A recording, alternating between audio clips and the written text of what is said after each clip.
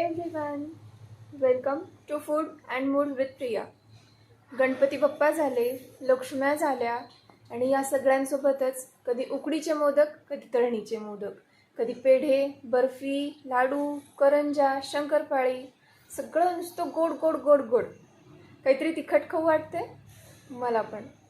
चला मग आज आपण बनवूया मस्त झणझणीत अशी येसर आमटी. ही आमटी खास करून उमरगा, अष्टामोड, मुरुम या भागात बनवली जाते. चला बघूया येसर मसाला कसा बनवायचा आणि त्याची मस्त खमंग अशी आमटी कशी बनवायची. छोट्या छोट्या टिप्ससाठी व्हिडिओ शेवटपर्यंत पाहत राहा आणि सोबतच माझ्या चॅनलला लाईक, शेअर आणि सबस्क्राईब करायला अजिबात विसरू नका. चला सुरुवात करूया मग.